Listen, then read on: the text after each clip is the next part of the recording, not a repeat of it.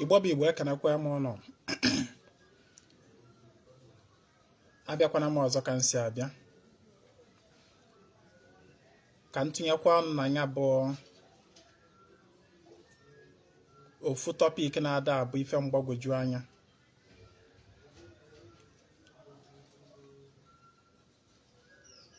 Ama na ụfọdụ ndị sobegolu m for a long time, ha nwee ike ịdị na-asị oge ọbụla na-ekwu ofu okwu a maka na ihe gbasatara how to answer your calling as a dibia is actually a topic that I have dwelt on so much several times. Mana asị nka m bịakwa ka m kwukwe okwu gbasara ya ọzọ maka na ọ bụ question na-abịa every time, every day. It's just like a question of how do I know my shi. Ihe anụnwa bụ question that keep coming every day. How do I answer my calling? How do I know my shi and all that? You know, there are some questions that will keep on coming on ending. So as they come, you know, eziokwu na mekwugo okwu gbasara ya in the past, but not everybody have that strength to go and research. Maka ọ na-adịzi ka shi na-eji na-efo ndị mmadụ a na-adịwanye more lazy to research. So ya ka m ji wee sị ka m bịakwa ka m kwukwa maka ya ọzọ. Ọ wụ Ezinwa Anaedo ka ị na-afụ. How do I answer my calling as a dibia? I have said this several times. I have even used myself to cite example. This question have made Ezinwa Anaedo to tell the story of his life over and over again on social media. This question of how do I answer my calling. Akọketana m akụkọ ụwa m, ọ dụzie ka ya abụzi everyday something, you know. Mana ofufe na-achọ ịgwa gị, gịnwa bụ onye na-ajụ how do I answer my calling as a dibia. Mana the reason for this question bụ a lot of people na nke ikpeazụ in this our time have calling to become dibia. Many people. While many are also called to be priests, Akajiọfọ, many people are called to be dibias. The reason for this is na ife mebile emebi na ana Igbo a ga-edozi iburu ibu. Ife mebile emebi traditional, the foundation of ana Igbo na mmụọ emebile emebi. A ga-edozi buru ibu. And that is the reason eji wee nwee much laborers in the field. So now some people now will be saying, oh, we mana mmadụ anọghị ebe a nọ were uni ozu oje ebe ya osi n'ụkwụ. I hear some people saying that n'ihe na-ewuzi kịta anụ abụ onye ọbụla dibia, everybody eze nwaanyị, everybody dibia, this and that. You don't understand. No matter how much dibias nọ na ana Igbo nọ, pastors nọ na church karịrị. Pastors nọ na church, they are much more. Priests. In Aghọta, why is it so? Why didn't you go to preach to them? Why must it be that everybody pastor? Ọ bụrụ na ị na-aga from street to street, n'ebe no, just you go to your own environment as an example. Na street, you got how many church not there? Each of those church will minister. How many Catholic church? How many Anglican church? How many Pentecostal churches? Each of those churches will minister. So why will you now be saying that that everybody is becoming dibia? Okay, what if you follow?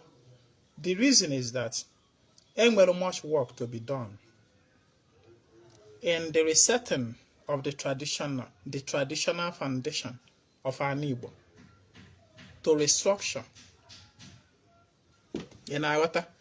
So in this era, in fact, every family in our Igbo na nke ikpeazụ a kwesịrị inwe at least one dibia ma ọ bụ one priest Akajiọfọ. In ano, every family na Igbo. Yeah? Because some people will be saying, na Monday, in their ancestry, they have never been anybody Dibịa there, but they are claiming to be Dibịa. Okay, very faithful. Dibias are springing up where they don't used to be Dibịa today. Yes, because those families say na after that na ancestors family na ebucha Dibịa. Owo ofu onye ka o si na we bido. All those ancestors, oji we bo na nna ewu Dibịa, nna ewu Dibịa, nna ewu Dibịa, nna mu nna ewu Dibịa, nne ya we eze nwanyị, nne eze nwanyị. My brother, my sister, in that lineage, that Dibịahood started with one person. It was one person that was sent to plant that seed of Dibịahood on that lineage. Owe bidozie ndị ọzọ wee spring wazie up. The same way, in this our time, many families that were never known to be Dibịa, that Dibịa will spring forth in this our time from nowhere. In our like I myself, my paternal lineage, they are not known for Dibịahood. Fabulous Dibịa. Come if a fabo on DCOB. They are like the kings. King Ghana Habu Dibịa. They are the kings and the kings makers. My paternal lineage in Awata. Mana Dibịa mbo all the way from my maternal. You couldn't name kosi. Just from you couldn't name a bulum bam, their plant yam there. Because there's a need for it. But every family today na Igbo need the Dibịa. There's a need for that. If your family don't have Dibịa yet, just watch it. Between now and the next 2, 3, 4, 5 years, whether one of your brother or one of your sister will be Dibịa. Or they will surprise. Very soon, between now and the next 5 years, chọpụta n'ofu nwanne gị ma even ngị nwa ibido kpawa agba Dibịa obido dowe gị anya na Dibịa mara gị ma ọ bụ na Dibịa mara your brother or your sister. There must be Dibịa in every family na ana Igbo. Ọ bụ na enwebọ very soon a ga-enwe in your own family. So it is not something out of play because ain't very much work to be done. It's either Dibịa or priest. Ụfọdụ ndị would have both for yourself. Otu esi wee bo mmụọ. Do you understand? Because of what? Ain't very much work to be done. The work of Dibịa na nke ikpeazụ is not just about to produce herbs. Maka arụ ike. Ma ịgwọ ọgwụ, ma ime nka. The reason eji wee nwe much proliferation of Dibịas keta ọwụ mmụọ butere ya mmụọ scatter that seed. Ndị ichie si na mmụọ wee shede ya Dibịa na ọdụ ka seed. Otu a mkpụrụ ọka si adụ esi otu a wee manya aka shiri ya ghaa. Ebe ọbụla nke daire opu, ebe ọbụla nke daire opu, ebe ọbụla nke the reason eji welu mee like that bụ enwere many work to be done in terms of restructuring of spiritual foundation. Because another set of human to do that work, if not Dibịas. The work of restoring the foundation, the traditional foundation of an Igbo. Onya mere o ji wee bụ na Dibịa juru everywhere. As a matter of fact, nobody follow more Dibịas are still coming up. So, it is not much about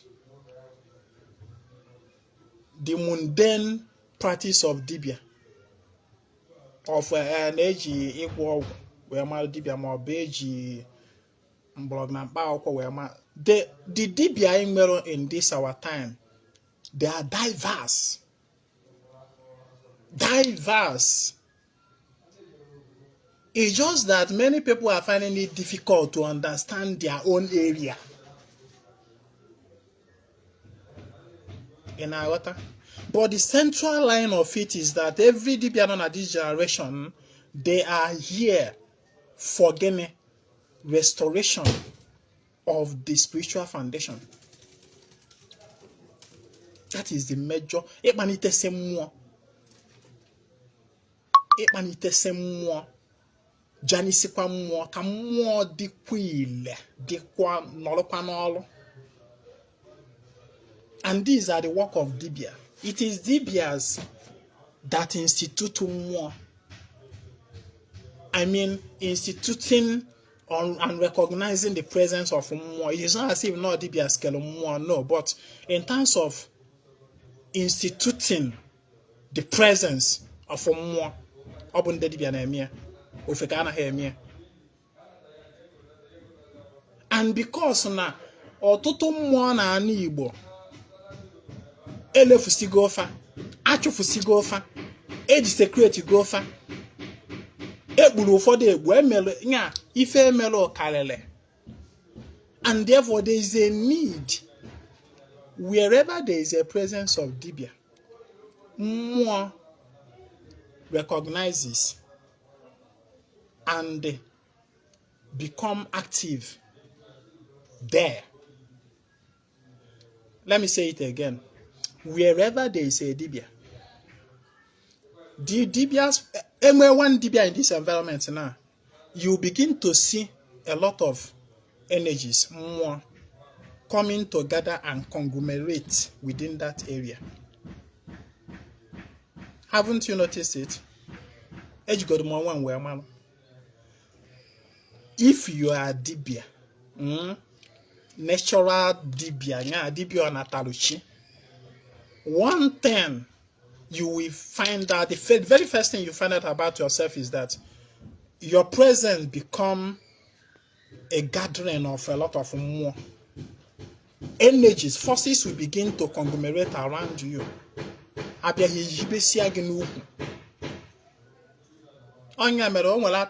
Some years past about coming into the abode of Dibịa and the plucking anyhow without informing the Dibịa.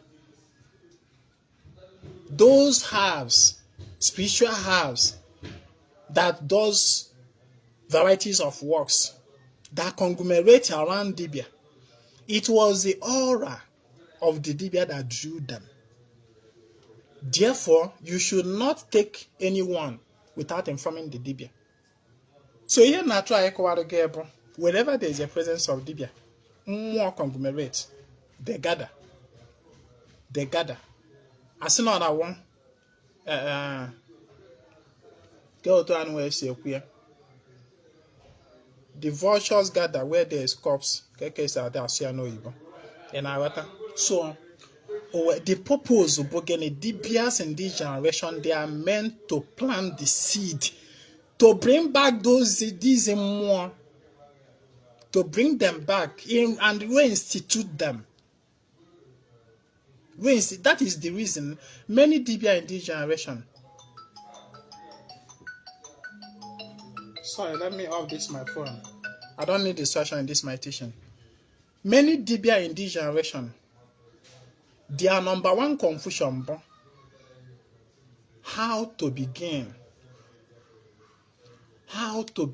Because of what? They are not like the Dibịas of the old. Dibịas of the old, for everything on ground already. Dibịas of the old, like Obono in the olden days, Kezing Mabu Dibịa. Once I come out, my father's awu is already there. My father gave me okwu. My father gave me okwu ana. Ebe ọ na-anọ wele agbakọ mmụọ niile ana jibiri. My brother gave me ọfọ ngwuru. Mmụọ ụmụnna ga-anọ ya like akwari ọmụmụ arobi na agụ. They will all be in place. Mmụọ obodo like Ogwugwu, Udo, Ngene, and all that. They will all be there. Each one another na position unkie, nololo. Everything will just be there set. ngakwa na my matana, the same thing, everything will just be, okay, set, perfect. So more no where my mother as Dibịa, I don't need to stress myself. All those things are already there, set for me. What I just need is to launch myself into the practice. What I will not need is just simple, very simple something. Maybe man can know the yellow. Oh, go do object and will. When you go off from Bojo to and it's not gonna want bow. Because no one or momo. I can bend no di. Na mona di ma mota be home, a more. If I am, because no I can't do a second mona dim beka, mother if I am, make a long my motang. Oh, you work a cochal me fan where we're more from Boja. Upon me a jenny rather binago. Namaho, Namaho. A women no leba, Boko Yawabina, Boko money in a sozim. Mandi couldn't man do that. A one while for Jack, Buffa no yan one, he hot all over my big konoki young. A warm moja Megan and wopple of a dear. Oh, I can't sing my. Within a year from today, Gamotang, my name Motang Ma, Cabal, Capia, can I more Dibịa. Naya, never long. Money now, Wokulu, Fanchani and Abanyolo. Within a month or two, why I told him. Oh, man, we shall that 1 year in yourself. Oh, I thought would be. I send Dibịa no came by, no, more wine, Bialum, Bossy, na Hogalaga.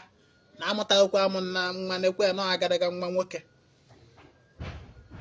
And I what if any because everything is already set on ground for that Dibịa. The Dibịa need stress on where there's nothing like a studies, a dumb one car, a man car, man. There is not those things hard on. The Dibịa is simply there. And because now more already, more than now, because now Dibịa, more than now communicate with you. Odina no to a more easy ozi, Bani Morphia nebedo to a exact position. Guardia, oh, I fear not dear, but that I fear. Only I know I be an and kill Yako Salu Fedo to a more by 50 solution to that person's problem. Dibịa la chola data the next morning or God that's place up body alpha. Uduakata that I fear may ho game. Ori nye, Onya Bacteriano, Onya Dibịa. Onyam would ye mecha or boyam, you were made head to a made to a made to Onyam may or do long yam. Why? Because all them open more Dibịa. All more Dibịa. The human instrument is only but imago vehicle. Mana the driver of that vehicle more. Or more Dibịa. So nihe meloji ala ya ahụ in this our time but na mmụọ ahụ bụ Dibịa emerụ ha ncha niile ngasa o wee na ala ya ahụ ị na-aghọta onya mere this question that keep coming every day. Ezinwa, how do I begin my calling? Ezinwa, how do I answer my calling? Ezinwa, how do I onya bụ all these questions. On a very good day these questions are Monday or if maybe. So no nyamere ndị isheji wee chere mkpụrụ Dibịa wee gaju everywhere, lie everywhere. Nwanne, that your family where they claim say Dibịa no there, very soon you go see Dibịa start manifesting in that your family. Go on anya. O we ki nwe body Dibịa na family gị na, right? Ị na-efeel na Dibịa adro na agbolo anyị. It is a lie. Na nke ikpeazụ it is not by na Dibịa adro na agbolo ma na ọdụ. Ndị ishi agago mkpụrụ Dibịa is already present in your family without you knowing. It's already present. Very soon, oge bido manifest. And that person is going to plant that seed of Dibịahood in your lineage. In the future time to come, and I say yes, na Dibịa mbana agbolo. Na nke ikpeazụ. So happen, don't worry. Mkpụrụ Dibịa, the seed of Dibịa is already in your family. That family na say there is no Dibịa here. My ancestors are not Dibịa. My maternal and paternal ancestors are not Dibịa. Na nke ikpeazụ a, ndị ichie achọghị ịma. Ha achịrị go mkpụrụ Dibịa gaju everywhere. and all that everywhere man nebe odubu na ebe na ado na-aghọta. So ihe na-ekwu bụ this question of how do I answer my calling agbago m na ife butere ya mmụọ emebiri emebi karịrị ife adụọzi ka o si wee kwesị ịdị o wee mezie anyị nwa bụ ndị dibịa ịpụtazi ụwa to answer the calling ibido oru institute be mmụọ ka e wee gbagide na it is not actually about the Dibịa practice as it used to be of old.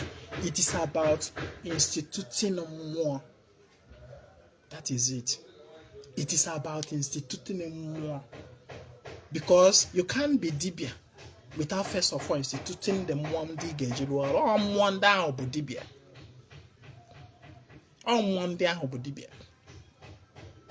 A lot of family, a lot of obi, a lot of women enweghịzi one single place a na-asị n'ọwa ebe a bụ okwu agwa ụmụnna n'ọbụ ebe a nụwa bụ okwu alụsị okwu ogwugwu maọbụ okwu mmụọ na-emela ana ife. They don't have it anymore, but they used to have it of old many years ago. That altar was destroyed with the invasion of Christianity. So na-emezi such a person dibịa malụ n'ụmụnna ị na-asịzi ya ọ bịaguzi ọ na-ajụ gị kedu ka ya esi wee medu dibịa Mariam I want to do am na ụmụnna m onweghị particular onweghị nnọọ one single ebe ya afọ azọrọ ogiri is so na ebe a wee ebe a na-eme mmụọ you don't find anything, not even one in the entire Mapatana in ịgakwa na Matana the same thing. Ịnwa anwa aja na Matana fasifa na no dibịa no ordinary you become an enemy. Ọ na-ajụsị ka ka ya esi wee mezi ife ọgwụrụ ọtọ gwụya ike. Those mmụọ they are still there on the land. They are there on the land. Many of them gbanasịla agbana like mmụọ ndị ekutere ekute from mba. They end up returning to their parent home. Ọkwụrụ mana ọtụtụ arụsị nọ na ana Igbo n'ebe dịgasị iche iche bụkwa mmụọ esikwa within ana Igbo wee kute. Yes. Ọ mmụọ esikwa within ana Igbo wee kute. For example, ọkwa ma mmụọ akpọrọ Edo. Ịma na Edo bụ ofu mmụọ is one deity. Edo adịrị Ebu, there is no two Edo. There is only one Edo. Mana ịbịa na ana Edo now. Nnewi nwere okwu Edo. Oraifite anyị nwekwa awa ọ na okwu Edo. Even within Oraifite self, I measure about how many okwu Edo self. Only about 2. At least I'm a good 2. Man, not the Kawakairi. Ijekwana na obodo dị iche iche, inwekwa ike ịfụkwa Edo. Mana mmụọ akpọrọ Edo bụ 1. What now happen?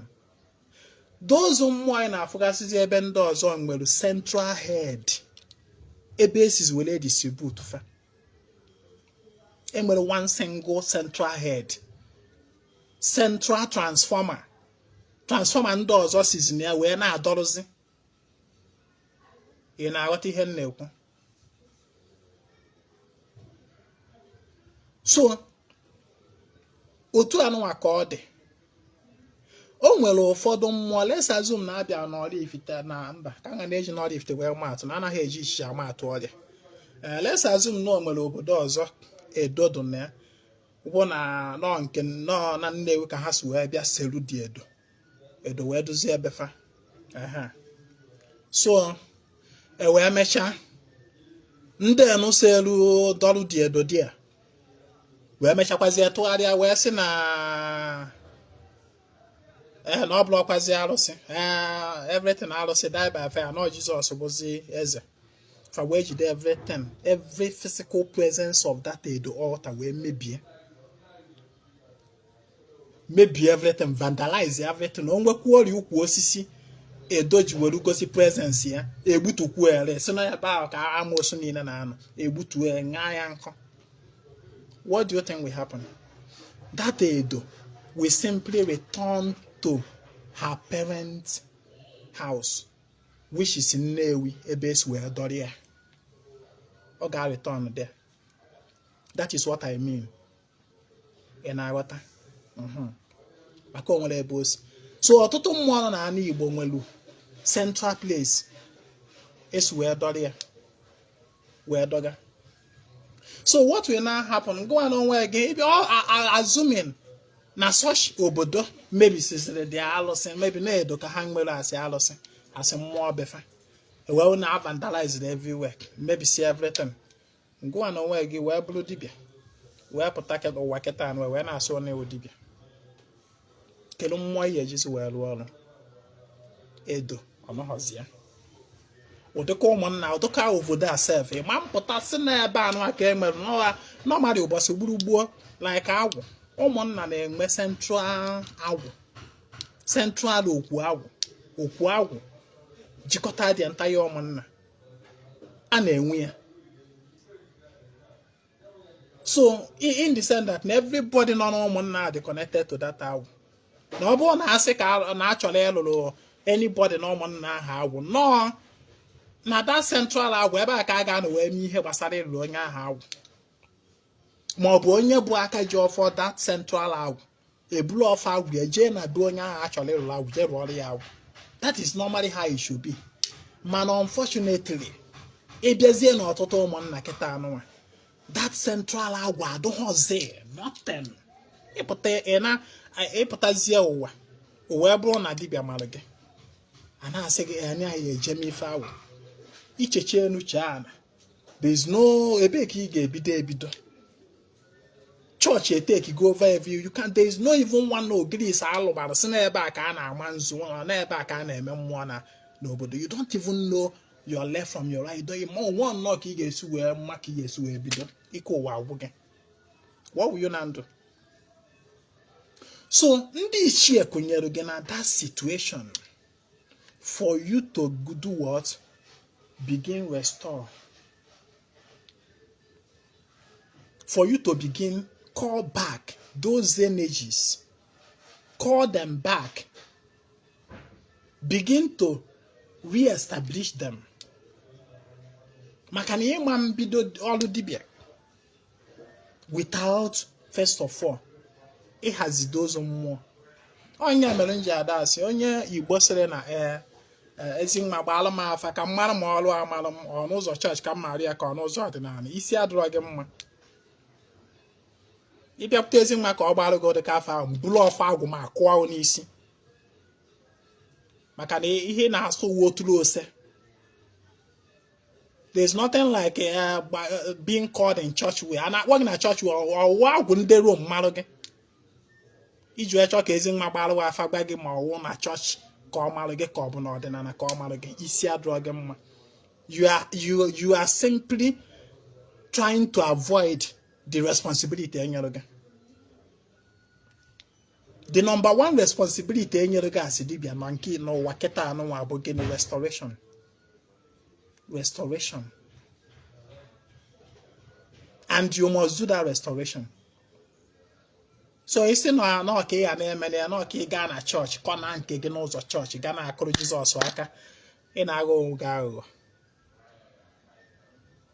Ị na-aghọta? So abịazie ọ na-afịa ya alụ.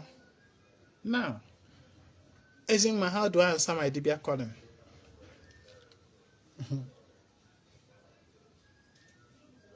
Nke mbụ dịka nsi wee kwu ịkpọnatasị mmụọ ịhazisịrị mmụọ ọnọdụ. Ọ bụrụ na ị dị lucky that na your paternal, your maternal, your ikwu nna, ikwu nne nne and all that na all the traditional temples, altars are intact. If you are lucky to be in such place, then kudos. Thumb up. It's lucky. Can I wish you? So if you need the email just to go and identify with those deities. Maka na ha wa bụ mmụọ marụ gị ọrụ. For bụ mmụọ kwụ na nya bụ ọrụ dibịa marụ gị. Identify with them. Ọ bụrụkwa na ndị mmiri na-achọkwa your presence, you go and identify with them. Normally, ọ bụrụ na dibịa marụ gị, I am giving this lecture, hoping that na malugo na the dibịa marụ gị ama. Malugo ịchọpụtago, because ọ nchọpụta nke onwe. Agba m ọnụ na Ezinwa Anaedo. I saw him and they believe Dibịa gbara m afa ka mama Dibịa mara m. I know they accept that kind one. The Dibịa gbara m afa ka mama Dibịa mara m. I know they do that one na ọ bụrụ na ịbịakwute Ezinwa kịta anụ wee na-akọrọ m Dibịa Ezinwa na Dibịa mara m. Ewe njụọ ka isi wee mara ese na-asịrị. Ebe ọ bụ na njelo na a na-asị. Wherever I go they say. Wherever you go they say. Ojiwa na Dibịa 1 million agbana m na Dibịa mara m. Ị na-akọrọ m dị ka akụkọ ị na-akọ akụkọ ifo. I know they accept that one. Dibịa magi. If Dibịa magi na ọ dị ka akpa mmadụ yi. Akpa ahụ iyi from your bed. Ị need ijekwu Dibịa ka ọ gbara gị afa gba gị kọla akpa iyi. Ị need ijekwu Dibịa ka ọ gbara gị afa gba gị oteka akpa iyi, material akpa iyi, gba gị ma iyi akpa ma ọ bụ na iyi ha akpa. So ọ bụrụ na ị ka need Dibịa gbara gị afa gba gị ma iyi akpa ma ọ bụ na iyi akpa, gba gị kọla akpa iyi, gba gị then mean na anya gị ijilo ya afọ ụzọ. So Dibịa magi, that Dibịa mara gị is written all over you from your childhood. From mgbe ị ka nọ n'ime afọ self. That Dibịa mara gị ebido go manifest ba to your parents. E wee mụọ gị ibu ebube. That Dibịa is written all over you, your actions. Ife ị na-eme. Nwa ejima m, one of my ejima, maka ọ nwanyị. The first day after ka amụsịfa, they are like a year plus now. After ka amụsịfa, the day m gụrụ fa afa wee dokwara fụ onye ụwafa chifa. Onye nke bụ dị eze nwanyị mmerụ na be m ọdụ but onye nke wụ na nke ebugodo fire eze nwanyị akwa ya agụ na amụ agụ Ezinwa amụrụ ya. One of the ejima ọdụ ofe abụọ ahụ gbado dada mana nke awụye kacha nya dola ya na onye ahụgodu Dibịa nwanyị doro anya. The day m gburu ọdọm be nna m anụ n'isifa, that was the day ọkpọ onye ahụ pronounce onwe ya Dibịa, one of the ejima. From ihe niile mee that day, it was obvious na this nwatakịrị anụnwa na ihe ọ bịara ụwa bụ Dibịa. Onwere ihe ọzọ otu okịta anụnwa nke abụrụ nke eje gbawa afa Dibịa gbara m afa ka mama Dibịa mara m. Nwanne Dibịa ma gị, it will be all over you. Ka ị na-egbu igbe, ka ị na-eme atọ ọdụ, ka ị na-amụ ịga ije. Oge m gbara gị ife, oge m gburu fa anụ a n'ọdọ, because normally amụọ nwata ọ gaa like 8 days eji wee mụdị nwata, agụọ ya afa, wee kpọrọ ya gaa n'iru ọdọ ọmụmụ, godori ya n'ọdọ ọmụmụ, wee gbuoro ọdọ ọmụmụ anụ n'afịa. Ọ bụrụ nwaanyị egbuo nnekwu, ọ bụrụ nwoke egbuo oke ọba. Ọ wụ omenala be anyị. Ị na-aghọta? That was the day mere for that emume when they were not even up to 1 month. But from that day, this girl egosiwego onwe ya as na ọ bụ Dibịa. So iburu Dibịa, while you were still small, it is already manifesting. Your parents are already seeing it. Unless manafe ime ha anya. Ma nne gị na-echenji gị pampas eficha mmamịrị ga-ekpo nsị gị, ọ chọpụtago na ebu Dibịa. Mana ọ na ife melu our parents bụ na ha akpọrọ isi na church. When those things are manifesting, they don't know. ma ngịwa na onwe gị tonitori wee bịa to the age of reasoning na amamife, that dibịa ahụ malụ gị, it is in you. Everything ị na-eme will be registered. Ọ ga-register na everything about you. So onye mere ezi nwa eberive la ịgakwu dibịa gbara m afa ka mma ma dibịa malụ m. Ị ka na-akọ dịka rubbish ahụ, nonsense ka ị na-akọ. Ị na-aghọta? So even if your parents don't find out, once you want, when is the age of reasoning? Once you have 5 years, 6 years, 7 years, where that thing is already manifesting in you, your life. If I'm banaka, any drum will go back and when you I don't need Dibịa. Do you understand? So Ezin may believe like I could be a call battle alpha bag my dibia normal like if you can battle such a fan, they do them. That is Ezin man. It shows that now you are not observant. It should be all over you. So, and at your age, you're not 20 something, 30 something, and you are still coming to Dibia Bala Mafaka Mama Dibia Madam Dibia Bala. You still want to find out if my Dibia Malagi by another person bag. It was serious. So I assume and then I woke up and they chop that good. Nadibia Malafa. They are the people I'm talking to. In our water. So Nadibia Malaga. Number one, the cancer welcome. It don't see those energies that have been dispersed. Don't attack.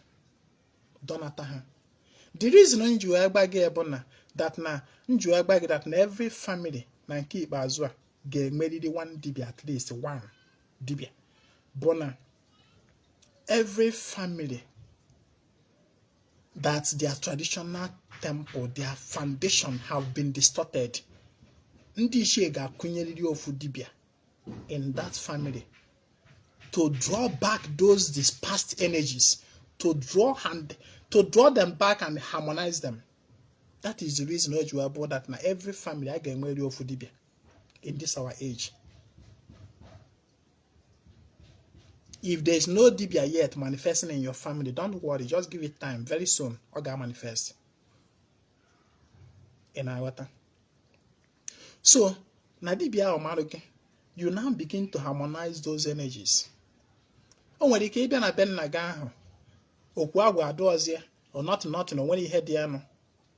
O nwere ike and the onwe ọkwa na onye ọbụla na ụmụnna gị nwere ike ịgakwu si na ya na ọka ọbịa ka alụ ọrụ ga-agwụ ịgakwu onye ọ sị na ịgwụ agụ ọgwụ ịgakwanụ ndị ikwu nne obikọnụ ndị ikwu nne mbịa ndụ ọrụ ma agwụ nwere ike onye asị ya na ịgwụ anụ ọgwụ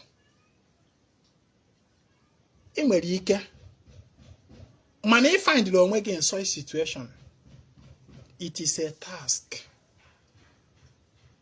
task on you. And you have to be smart. Agwụ ahụ ị na-achọ ka alụ gị. Ezi nwa na onwe onye na-eme ọdịnala na be nna m ya abịa lụrụ m agwụ. Ikwu nne ụkwanụ. Ezi nwa na ndị ikwu nne m niile bụ chọọchị. Nwanne gbaa dibịa ka o si n'iru anyanwụ kụnyere gị agwụ gị, setuorụ gị agwụ gị. And eme ya that agwụ be nna gị ga-alọtụ. That agwụ ahụ so gị n'ikwu nne gị ọ ga-alọtụ. Ị na-aghọta ihe nna ekwu. The reason eji wee kụnye gị dịka dibịa there is to harmonize those energies. To harmonize them. Ị ga-eme ihe gbasatara agwụ maka na agwụ bụ isi dibịa. Then ihe gbasatara chi gị, you should have an altar for that principal energy that powers your existence, which is your chi. You should have an altar for it. Ihe abụ ndị dibịa mara ka na-agwa okwu a. Asị ọkwa nge everybody jezie na-adọkasị mmụọ na be gị mara bụ na dibịa.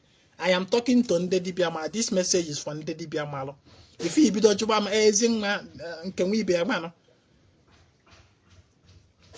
You should have an altar for chi gị ma ebulu dibịa.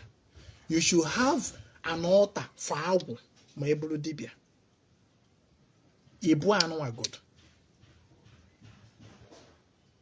Then ewekwu eziokwu mmụọ ndị ọzọ. Look at where na-ekwu. Ọ bụrụ na ị somebody ndị otu na-ebekon, ndị otu mmiri na-ebekon, maybe by your dreams and all that. Then ị ma na ị ga-emekwa gịnị dọkwazie altar for ndị mmiri gị maka ndị otu ndị gị na ha ebi ụwa. Email for their own altar. Ị ga-aga kpọnata ndị mmiri. Ọ bụrụgodo na ịmahọ mmiri ị ga-eje kpọnata, like some people are confused. Or to first were they confused about their chi. Ezinwa, I want to know my chi. Ezinwa, I want to know my mmiri chi. If you are still this confused that you don't know the particular water, nwanne gamonte na ọ n'iru anyanwụ pa setukwa ndị mmiri gị. Ha na-eme ya eme. Mana ọ dibịa ya emela oya. Ị na-aghọta?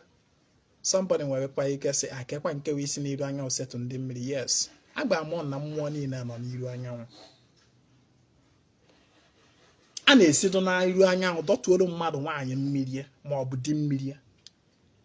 Nye ya ọnọdụ na-anọ ebe a na-echukwu ya. So if you are that confused, dibịa amahọm mmiri malụmụ, amahọm mmiri chi, how do I know my mmiri chi? Ịma ọnụ nkanka ọjọọ a na-ewezi m iwe, adịm like ise. If you are that confused, just like ihe gbasara chi, agbago m ọnụ. If you are confused about your onye ụwa, your past former existence, just simply use your name. Donya bụ chi gị n'iru anya ugboro ya anụ, that's all. Ime ya 100% ọ ya aga. Onwekwu ihe karị 100% ọ ya amanyekwu ya gakwuo ozi. Ka na aghọta? So harmonizing of energies. Ị ga-enwe dibịa ga na-enyere gị aka ịhazi iru ọrụ gị. Mana your relationship with that dibịa must not be parasitic. Ana m agbawa ndị mmadụ. Ezinwa, I want you to be my mentor. Ezinwa, I want you to be my spiritual director. The reason o ji ekwu ife anụ anụ o feel na Ezinwa Father Christmas. Mgbe ọ ya abịazi nso Ezinwa ma ya prize na ofu ọrụ ọgbafelu. Your relationship with your dibia must not be parasitic. Nwanne, ebulu dibia na nke ikpeazụ a n'oge keta, oge erigo ego. If you're harmonizing those energies, just be ready to spend. Nke abụọ nke ọrụ a na-alụ mmadụ for free. You understand? Because that dibia ahụ ị na-eme expect ga-alụrụ gị those things for free. Oge nke ya, o mere otu a wee mie. So don't expect it to be on a platter of gold, free of charge. Dibia bịa dọọrọ m ndị mmiri m. Ọdọcha isi ya, thank you very much. Maka nke na-egwuri ndị mmadụ keta. Thank you very much. Abụlọ any thank you. Unless it's accompanied with something. Ezinwa nkuzi ga atọ kan no nkuzi ga maka nkuzi anu also solve a lot of problem in my life. Thank you very much. Man, that thank you very much does not in any way add anything to that dibia. Like why not near Agbamon, the universe I know near works with demonstration, signs, symbols. It is not by you kurunan in our. So harmonizing of energies. Set up altar for Chigi. Set up altar for Awuge. Set up altar for Ndo Tuge. At least these two, these three. Then always there one does or maybe Ndi share. Nkan where they get the optional. Especially when you are not the first born son of the family. Ma ọ bụ ndị ichie sef ị nwere ike nọ n'okwu a, of course ọ bụrụ na ịbụ nwoke and ịpụọ n'obi ị kwesịrị inwe okwu ana. O nwezie mmụọ ndị ọzọ na-anazi oke jee n'okwu ana jee na-echukwafa. Mana ị nwee ilu agwụ, nwee ilu chi gị, nwee ilu ndị otu gị. ife o ji wee dị mkpa na this story ga-anụ ya chi gị number 1 maka na ọ bụ chi gị ga-enye aka wee harmonize ya mmụọ ndị ọzọ. No, chi gị bụ that antenna, bụ that connection you nwere with all the other spirit forces. Ọ chi gị. Then agwụ, ife agwụ ji wee dị absolutely necessary for you as a dibia. Na ị ga-enwe okwu agwụ, ị ga-enwe altar for agwụ, ị ga-enwe a place designated for agwụ so gị proper.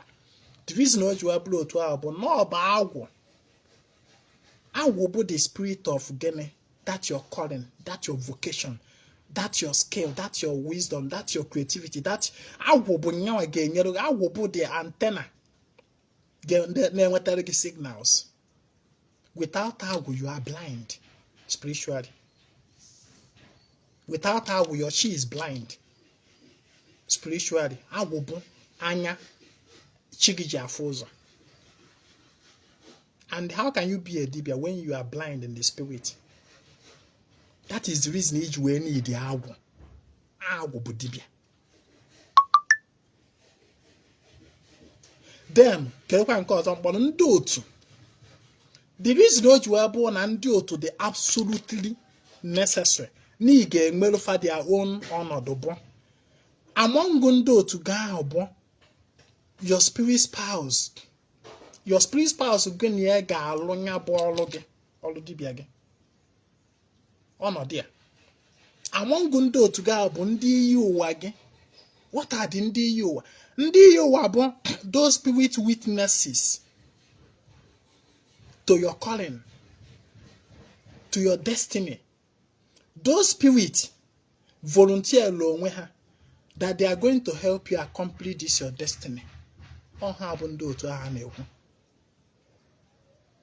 Agbara m ọ na-akọwago m ya before. Nsị na eji m ọmaatụ like gate.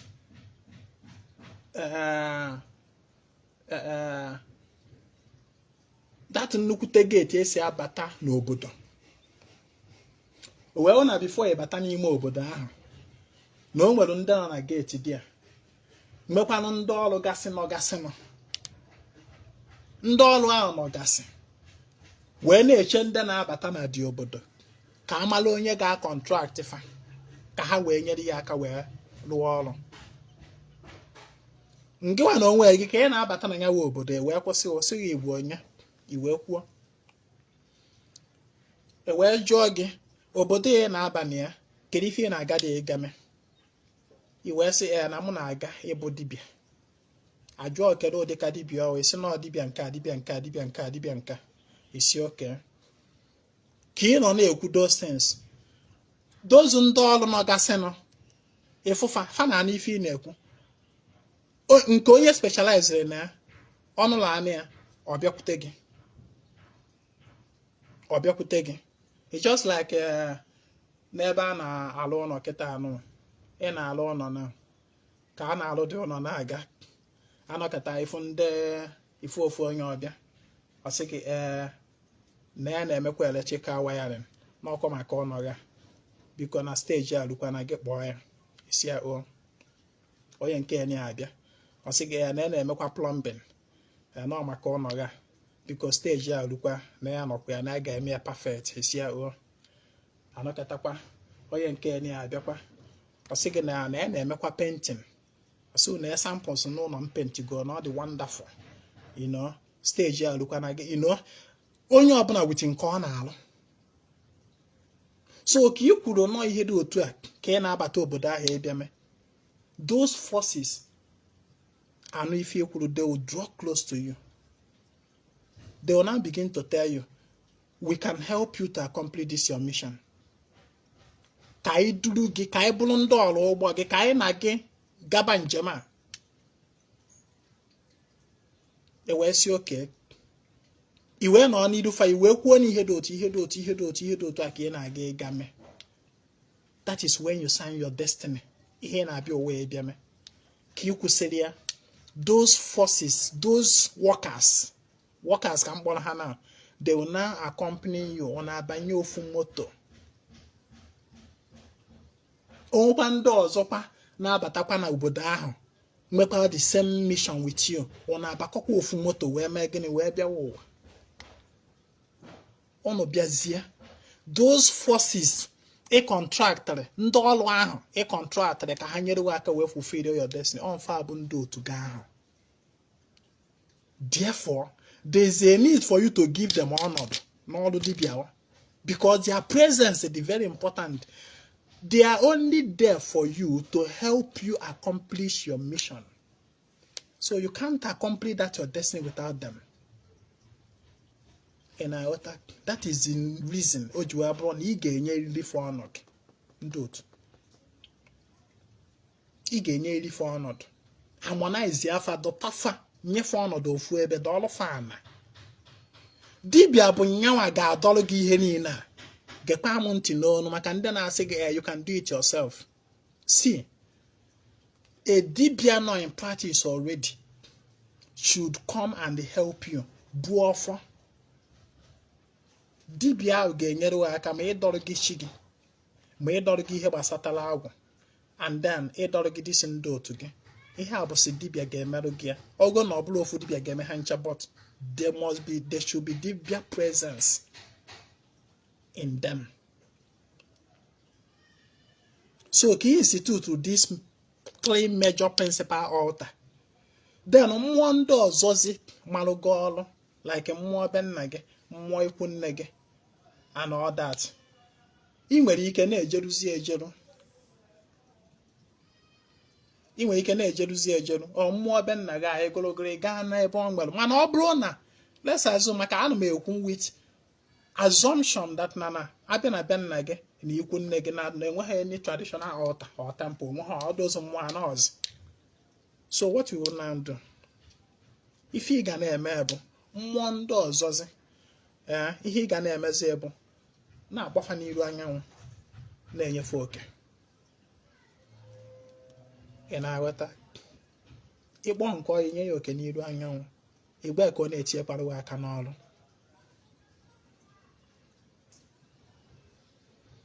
Dibịa ga-adọrọ gị mmụọ ndị a, nke ga-emezi ya nke ịnọ ka o wee zuo oke bụzi gịnị? Okwu ana. Asịrị m gịnị? Okwu ana. Altar to the earth goddess herself.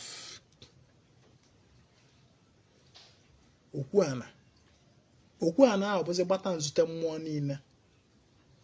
Na okwu ana ahụ akọwagoro m na ife we okwu ana, and even otu esi ada okwu ana. I don't teach you all these things.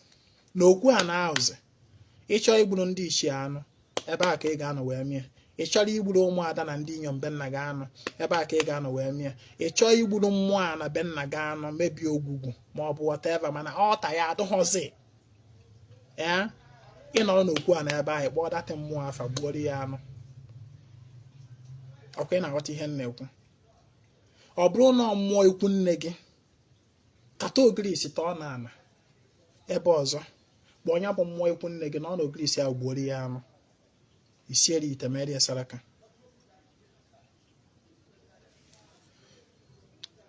Ị harmonize go mmụọ iji alụ ọla, at least with this one, you can start.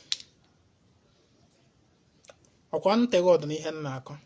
Now, another headache people na-enwe n'ihe gbasara answering their call bụ how to begin the practical work. How to begin the practical work. You see? Because ihe anụnwa bụ the major thing na-eme people ji agbakeri ana. They don't know how to begin the practical work as far and onye alụba n'ọrụ n'ọbụrụgo n'ọbụ dibịa. How do I begin? I remember my own. My own was not difficult because ihe nke m ji na-adịnara m difficult bụ na I had threefold work, which is teacher. I'm a teacher. Teaching is one of my calling. I am a dibia and I am a priest. These 3 things. I started with teaching first. Teaching. Ndị man far back 6 years ago, 2018, 2019. Onu ga-aghọta ihe na-akọwa. I started with teaching about ordinary and the spiritual knowledge. And I do it online and even offline, but mostly online. So because of that, I don't really have the problem of getting people to myself. Because one thing that the soul of man and the human mind crave for is knowledge. So I draw people to myself through my teaching. And when they come, it is now possible to get people to work for. You understand? There was a time I wanted to stop the teaching. We continue. That time I wanted to get my old time followers. Can I use Ezinwa Anaedo? You know, my main Facebook profile when I have not created this Ezinwa Anaedo page. About 5 years ago. Onu get that now the Ezinwa you are seeing online today will soon disappear online. Onu get on that time. That you should make use of the little opportunity you still have with Ezinwa online. That very soon I will disappear from social media. That time, I was actually planning to disappear, to stop using social media. That time.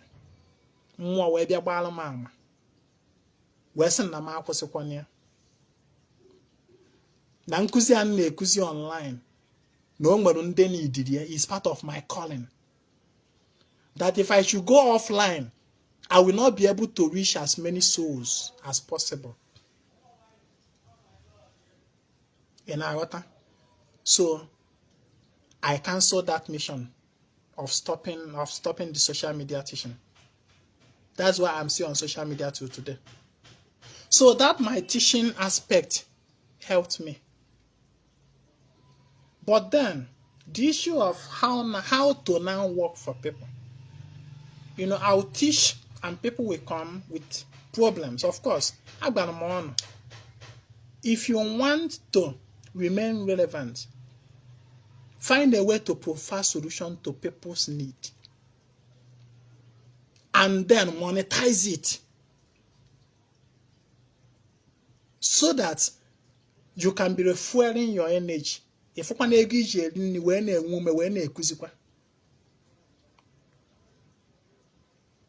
so the problem became how now to solve people's problem. I remember that time I was in Lagos. Akajiọfọ from my teachings. Because that time of course. If I blood today, I can dem mad you know.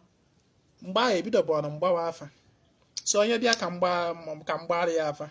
Enye m ya contact another Dibịa. Oje agbara ya afa. Emecha ngwe nweta ozi from ezumezu na m kwụsị ya. I shouldn't be diverting people that are coming to me to somewhere else.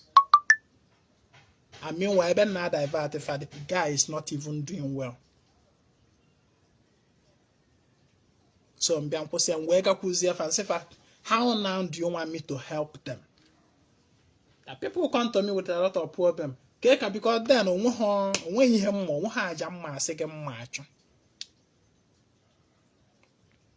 and besides, I'm not mad. Lagos response on that woman Ezinwa, pray for them. Anolomia pure and clear. It was like in a trance. It didn't between like dream and real life. It was trance. I was asking myself, on the argument before I'm not like this and walk off and the same question. How will I help people? At the end of the day, the only response I tell pray for them. Pray for them. Say for can answer. How? That was when I started monthly rituals. But even before I started the monthly ritual, I hear okay, every has a pray for them. What I now do is that when people come to me with all those problems, I take their names, I take their petitions, I keep it on my altar.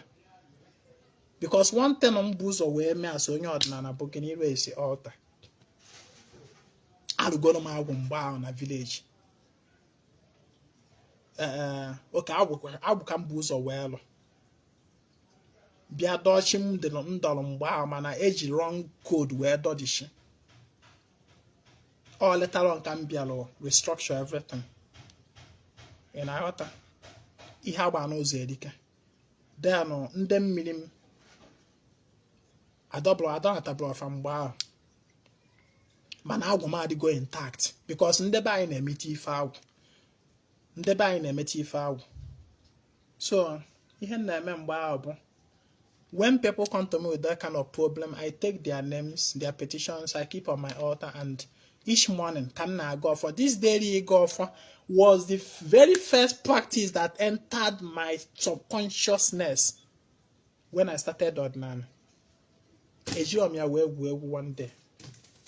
For the past 6 years, Ezinwa have been doing daily go for every day, unbroken. I can't remember a single day Ezinwa na go for the past 6 years. Whether more than danger, whether Ezinwa is on sick bed or not. For you to know how much committed, whether Ezinwa is on sick bed or not, I got the offer for the day.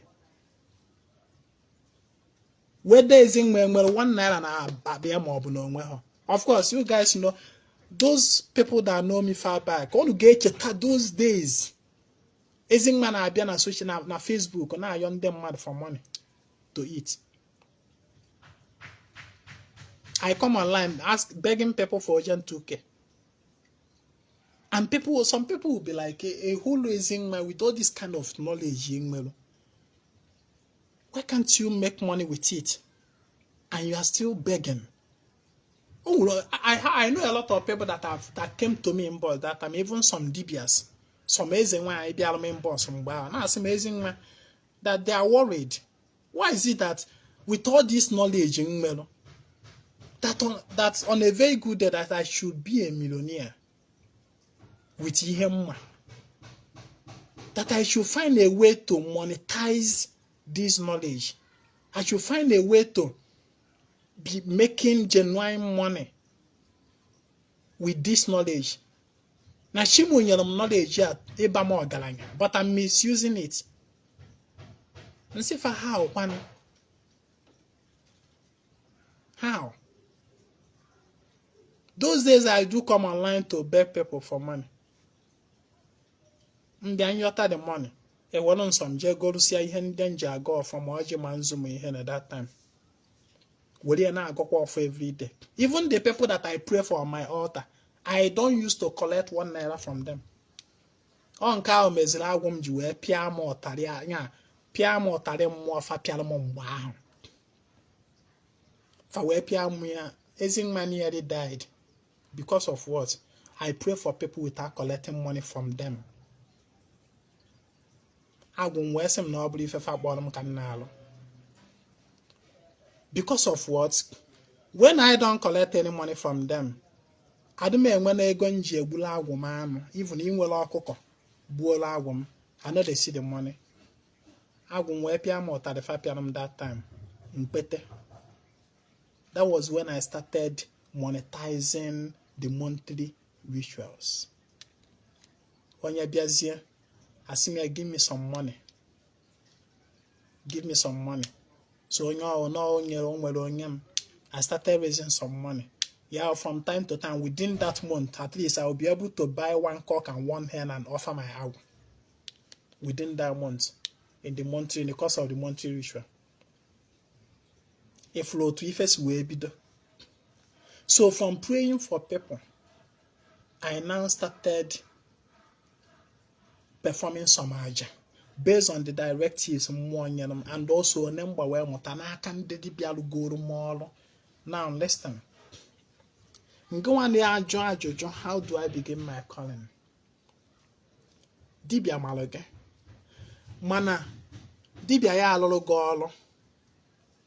In Northern Lagos, he send the area go barrier transfer. He say go ahead and do.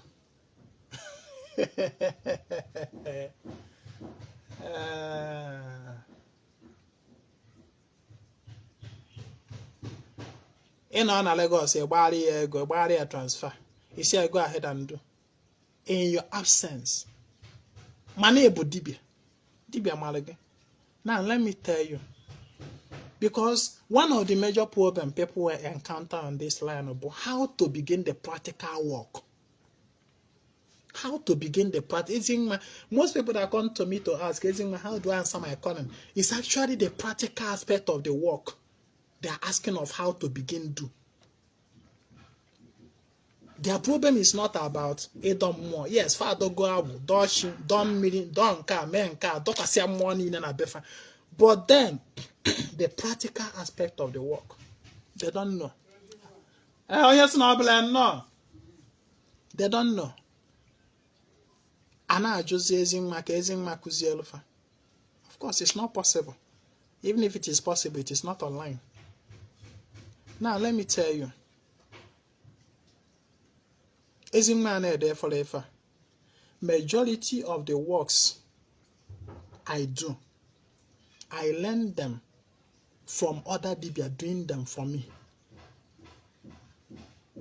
At least, I started by doing it the way the Dibias did it for me. Before Ewena Agazi, I will modernize it. I'm on Ezinwa Anaedo on the car smartphone. On a more upgrade from time to time. On our update, now upgrade from time to time. And that is actually what it should be. So, when Dibias work for you, be physically present. I mean, Dibias, nde Dibia malo, obu na Dibia malo ge. And you want Dibia to do work for you. Nke ablo kwa nke Dibia bailing video from beginning to the end of the work come from you must be physically present. The reason why you are born again or physically present the beginning for you to learn. For example, Dibia na ekeru wo born uke.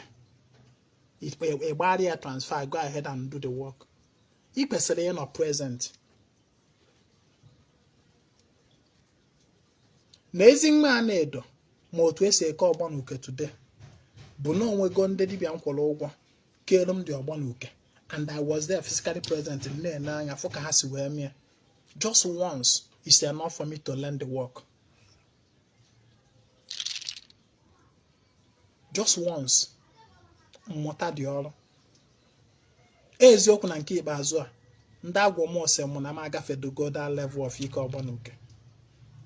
So I know I care. I know they care even for myself or for another person. Now that level of work, I got to go me. And I got. For example, many of you claim, na Dibia alone na go ubolo 20 times, but yet it can Ezinwa, what can I take to the water to pray? It can Ezinwa. First Dibia alone na go mmiri, second Dibia alone, third Dibia alone, fifth Dibia alone, 10th Dibia alone. You can't capture ihe mmadụ nwere ike iji wee ga na ndị mmiri kwuo okwu. It then means that you just wasted your money. From Dibias working for you, man, learn that work. Like in Yeshinni,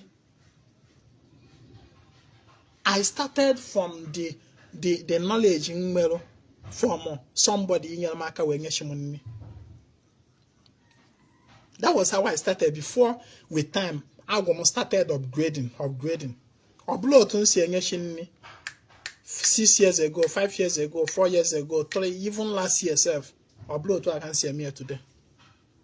I keep upgrading. And I know we go there big bido. No to a kiss where bido. And you learn from Dibia's working for you. Sometime like this, Ezinwa go to the extent of more further. All may need for myself, but I need it for other people that I'm working for. You know what I will do? I will do for Dibia that know how to do that work well, very well. I'll pay him to do it for me. And then go and man. I don't need the work, any do. But for the sake of can wear motia, when we can already endorse, I will pay Dibia to do it for me. And then the purpose of me paying for that work is not that I need it, but I want to learn it. And I don't want to go to that Dibia and say, let me pay you so that you teach me this. Actually, I'm by practical, like mail me, like, oh, we have a man like a theory. Na man na bag air, na ni what afifia. Ni what afifia. You may you too. You quoy her. No, I have a theory. I like learning by practical. And the only way I can learn by that practical, practical about doing it, actively doing it, is by you doing it for me. And I observe and learn. It's different from going to somebody to give you theory teaching. Doesn't matter, I like it theory. That thing no it be so to a mayor, you see to a mayor, you quote to a man. Don't just describe it for me on the air. Practicalize it, let me see. And I what? And I say, and I no bu you would you man can you quonka. Each day, you quonka, you push a any sige, piawe, one Ezinwa ga sige. I want you to actually do it. Any cigar, piawe, come fear. That is me. Piawe, come fear, coges, where. That is me. And for me to get you to do it, I have to pay you for the work. Do it for me. I'm mad. The only thing when I'm mad is no law. Only I know I got along. I may need to hear. Come here and cholo but come mota. My is mesum. And I what? So I do it. I may go me a couple of times. Oh my God, some of those work come for 100 and 200 and to be done for me even when I don't need it, but just for the purpose of me learning it. And I what? So here na try when you have opportunity of Dibia working for you, it is also an opportunity for you to learn that work. And the way to learn it is that you'll be physically present when the Dibia is doing it. At least mota the pattern of that Dibia. Eziokwu na obulu ofu pattern ka esi alu olu. But mota do the pattern of the Dibia. It will now help you to stand on that pedestal to now build your own pattern. In our letter, uche ka Ezinwa na ebunye gị. Maka the problem people face about how to do the practical aspect of this work. Nsi oge agba ọsọ agwụ kịta na o nwere ike ebido kọwa long story. Ụfọdụ nwaanyị na-asị ya na ha jekwu nwoke ka agba ọsọ agwụ ọwụrụkwazie ọsọ ịla ọtụ na amụ. Hapụzi ife aka ọ na-akụ ife ọzọ. Ụfọdụ nwoke sef jekwa n'aka nwoke ibe ya agba ọsọ agwụ ọwụrụkwazie nwoke ịla nwoke ibe. So o nwere ebe efere. I know they even encourage the so-called ọsọ agwụ again. maka na efe enye ha nwere ke ọ dibịa eji ije gba ọsọ agwụ na nke ọ bụrụ ndị anụ abala amosu ma ọwa ogboma iru ebe ahụ dọbara n'ife a na-eme ibido o nwere nwanne dibịa na nke m dị ọdade ọwụ a na eze nwaanyị ọwụ dibịa nwaanyị biko ka m were opportunity a wee gba gị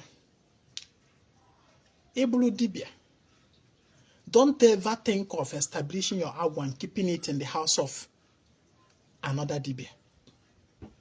Ọ bụgo na ị na-agba ọsọ agwụ maka ụfọdụ ndị na-agba ọsọ agwụ don't ever install your agwụ na be onye na-agba ọsọ agwụ na bie. Ị na-anụ ihe na-agba gị maka na ọ bụlọ otu o si atọ taa ka o esi wee tọọ echi. O nwere friend ọ nọ na ọ gbara ọsọ agwụ na be dibịa nwoke na be dibịa ahụ ka ọ nọ wee dọọ agwụ ya o wee mechaa o wee bụrụzie agha war. The man ọ gbara ọsọ agwụ na nke dọrọ ya agwụ wee sizie from agwụ ya through agwụ ya wee na-agba ya ọlụ.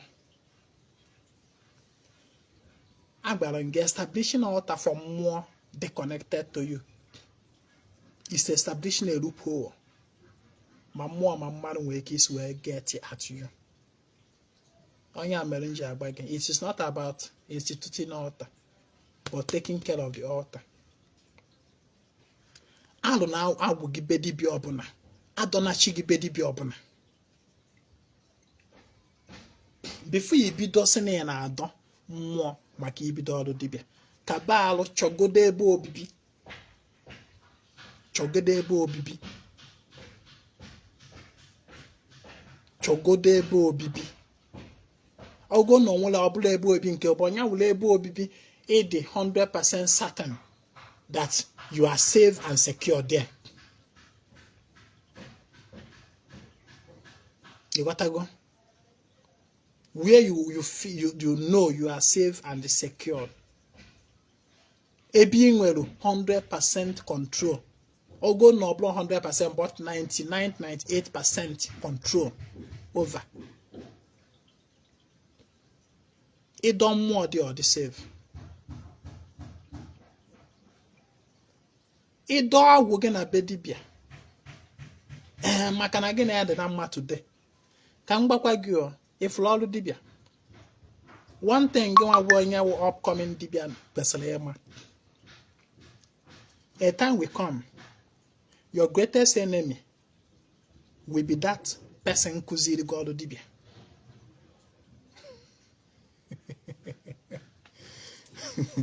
Your greatest enemy nwere ike bụrụ that same person kụziri gị ọrụ dibịa.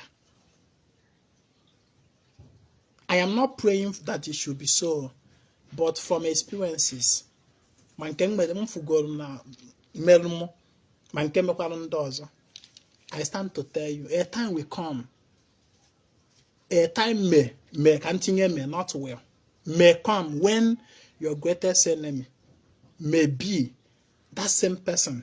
Ịmụrụ dibịa n'aka ya ma ọ gbara ọsọ agwụ n'aka ya. That is the reason your relationship with that person nye nwere ihe mekatara isi na onwere mmụọ iji alụ ọrụ ịdọrọ dewe na bia anwana ya anwa maka echi. What else? Where has I think I've said everything. Can you say Jesuike? Okwu anụ na-enyekwa Ezinwa Anaedo nsogbu. Okwu anụ ikwu okwu. Nkuzi anaghị adị izi. Ọ na-ada adịrị m easier to write, to type than to speak with words. Mana ya emekwanụ gịnị? Obere okwu a mkwugoro ahụmanwa anaghị iji. Mana ife dị mma na ọka ọ dị mma ka a na-eme. Ekenekwa m ọnụ. email any question on this teaching, ask it on the comment section. And also share the message massively. Cheta na eve nkwa anyị na-emesara aka na obi anyị maka ndị nwere mmasị isonye na nkwasara aka. You chat me on WhatsApp 08032477868. Our monthly issue aka na-agakwa on maka ndị nwere mmasị isonye. My name is Ezinwa Anaedo. I come for the total restoration of what na omenala Igbo. Ka emesịa m.